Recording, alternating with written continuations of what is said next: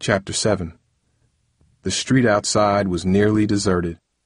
A mottled cat hissed loudly from underneath a parked car as Tyray made his way out into the street. On a nearby corner, a few people stood outside a liquor store smoking cigarettes. Further down the block, Tyray spotted a guy pumping gas at a self-service station. It was nearly 11 o'clock. Tyray had to rush to get to Muscle Man Jim on time. He started to jog, making sure the $20 bills in his pocket were secure. His fingers tingled as he got closer to the gym. Just a few more blocks and the gun would be his. Then he saw a black and white police car in the distance. It was coming directly towards him. For an instant, Tyray did not know what to do. If the police found him, they would surely take him home, and then his father would get him. Yet if he ran, the police would chase him, suspecting that he was running from a crime that he had just committed. Even if he tried to smooth talk them, he would get in trouble for being out so late and breaking the city curfew for kids. They would also want to know why he had so much cash in his pocket at such a late hour. Tyray knew other kids in the neighborhood who were hassled by cops for much less. He knew he had to avoid the police. Darting into a small alley, Tyray ducked behind a rusted old van. He could hear the police car slowly approaching. When it was across from the alley where he was hiding, the cruiser stopped. A second later, a bright spotlight shined into the alley, casting long shadows. Tyray squatted down as the light moved back and forth. A dog in a nearby apartment started to bark. Tyray glanced at his watch. It was 11 o'clock. Pinned in the shadow of the van, Tyray began looking for a way out of the alley. The only path he could see was through someone's backyard. Fortunately, the van blocked the view of the small fenced yard. Tyray was sure the officers in the cruiser could not see him or his possible escape route. He listened closely and heard male voices from the police car, followed by the sound of a police radio. He had to move, now. Bolting from behind the old van, Tyray grabbed the top of the shoulder-high fence and vaulted himself over it. In less than a second, he was in the unfamiliar backyard, stumbling over an old tire and some shrubs. The dog began to bark louder. Somewhere behind him, a light went on in an apartment window.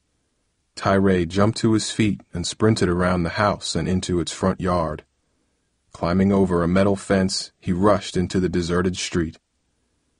Following shadows and dark alleys, Tyray raced towards the gym, leaving the police car blocks behind him. On the way home, he would have to be more careful.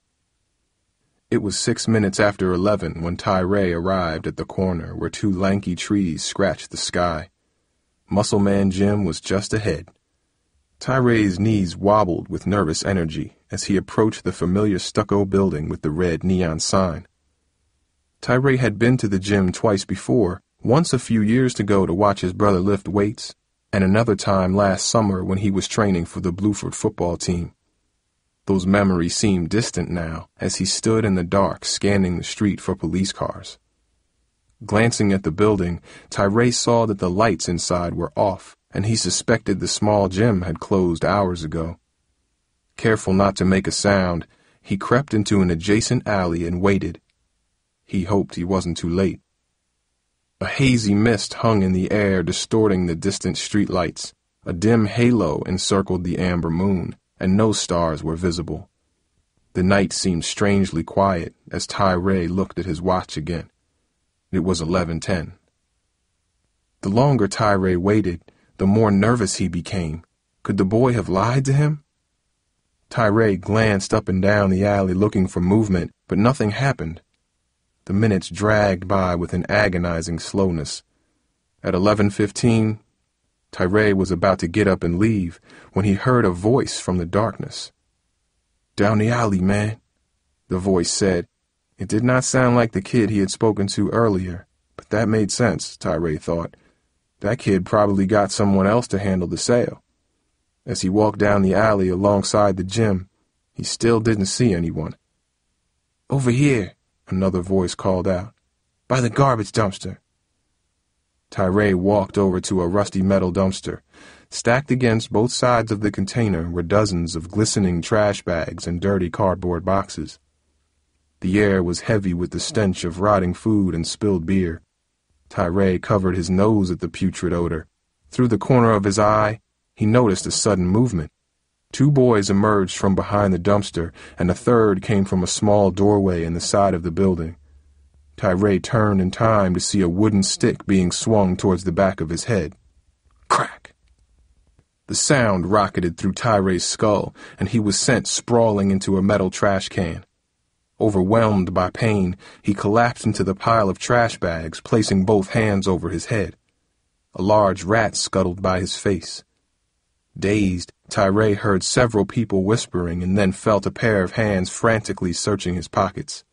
Within seconds, the voices were gone, and there was silence. For several long minutes, Tyray lay motionless as pain drove through his head. Slowly, he managed to sit upright. It was then that he noticed his hands were bloody. Carefully, he touched the painful knot where the stick hit him and discovered that he was bleeding. Alarmed, Tyray staggered to his feet. His head throbbed and he had to grab the wall of the gym to keep from falling down into the garbage again. Walking unsteadily away from the dumpster, Tyray reached into his pocket. It was empty. "My money!" he yelled, forgetting his pain. He looked where he had fallen, hoping to find his cash lying amidst the debris, but all he found was more garbage. "No!" he said, stomping down on a beer can in frustration, his head still throbbing. It was all a setup, he realized. The boy and his friends had lured him out just to rob him. It was as simple as that. Tyray closed his eyes and took 3 long, deep breaths. How could he have been so stupid? Now here he was, robbed and maybe even bleeding to death, and he had no one to blame but himself. "No!" Tyray yelled again hoarsely, kicking several trash bags until they ripped open, spilling garbage on the ground. Tyray slumped against a brick wall and grabbed his aching head. Every miserable event that happened in the last week and a half streamed through his mind. He relived his agony on the cafeteria floor, the lecture in the principal's office, the humiliation with Cedric Hodden, and now a robbery. Despair clawed at his chest as he made his way home. He felt like a laughingstock, a fool, and nothing he tried to do allowed him to escape the humiliation. Tyray felt trapped in a cold, dark tunnel with no way out. As he slowly neared his home, Tyray considered his options. He couldn't call the police, but he could return to Jupiter Street in the daylight and find the boy who had set him up. But he knew the kid would just deny what happened. "I looked for you, but you never came last night," he would say. Then he would probably laugh at Tyray like everybody else. "Why don't you call the police?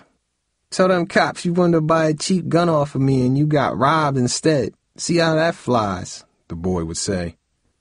Tyray gave up that idea fast. He reached his house and went slowly up the stairs, exhausted and in pain. He knew he should see a doctor, but that was impossible.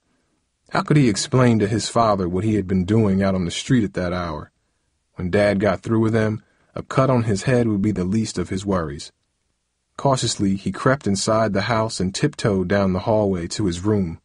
He was grateful that his parents' bedroom door was closed as he stepped into his room. At least he would not have to deal with them. Silently, he pulled off his clothes and climbed into bed, careful not to brush his tender scalp. Staring into the blackness of his bedroom, Tyray wished he could just go to sleep and never wake up. It was not that he wanted to die. He just wanted to stop what was happening, yet he could see no end to it. The sadness Tyray fought pressed heavily on his chest. Everything he knew no longer seemed to work. Kids were not afraid, and he was unable to force his will on others. Worse was an overwhelming emotion Tyray tried to deny, one his father taught him was only for weaklings. It was a feeling Tyray had seen for years on the faces of skinny kids who needed teachers for protection. It was fear, and Tyray hated himself for feeling it. Turning his light on, Tyray grabbed a pen and a sheet of notebook paper. He wanted to speak to his brother, to get his advice, and to hear his voice. Quickly, he began drafting a letter. "Warren, I'm in trouble. You said I could talk to you about anything, so that's what I'm doing. There's a lot going on here at school and at home. Dad keeps pushing me and I can't take it. But there's other stuff too. I know if you were here, you'd understand. I'm trying to get myself out of a mess. I'm not sure what to do. I'm thinking about... Tyray stopped and looked at his words. They seemed desperate, scratched into the lined paper in a messy scrawl. Frustrated, Tyray crumpled the paper into a ball and tossed it into his trash can. There was only one way to get back the respect he lost. He had to beat everyone at their game. He had to get back at Rodney and Cedric and Len. But he would start with Darrell. It was the only way. If it was the last thing he did, Tyray had to take Darrell down. Tyray woke up the next morning with a fierce headache. His pillowcase was stained with dried blood from his head wound. With his bedroom door still closed, Tyray yanked off the bloody pillowcase and buried it in his bedroom trash can. Luckily, the pillow itself was not stained, and Tyray found a clean pillowcase so his mother wouldn't notice anything unusual. Taking a shower, Tyray carefully washed the blood from his hair. He watched the rust-colored water pool briefly at his feet and then vanish down the drain. Tenderly, Tyray touched the wound on the back of his head. There was a hard knot just above and behind his left ear. The lump contained a gash the size of his thumbnail. He was glad to discover that the cut was not deep and that it was nearly invisible under his hair. "Hi, honey," Mom said when Tyray came to breakfast. He didn't have much of an appetite, but he decided to eat 2 pieces of toast so his parents wouldn't suspect anything unusual. His father was already finishing breakfast when Tyray entered the kitchen. "Got a big job today. Got a couple new guys starting today, too. I'm going to need to work 'em extra hard 'cause we're under a deadline," Dad said menacingly, getting up from the table. "Contract says if we take too long, money gets deducted from our profits. I ain't about to let that happen," he added, looking over at Tyray. "You studying so you can get some decent grades, boy? I don't ever want to see a report card like the last one you got." "Yeah, I'm studying." "You better keep your nose in them books," Dad snapped. "You got to get yourself out of this house one day and make a life of your own, and you can't do it by bringing home C's and D's." Tyray struggled not to roll his eyes at his father's words. Every once in a while, his father got on his case about school. To Tyray, it was not that his father valued school. It seemed more that he just wanted another reason to yell at him. "I'm going to make some changes," Tyray said. "You'll see." "You better, boy," Dad said, grabbing his jacket and heading out the door. Tyray cursed under his breath and headed off to school.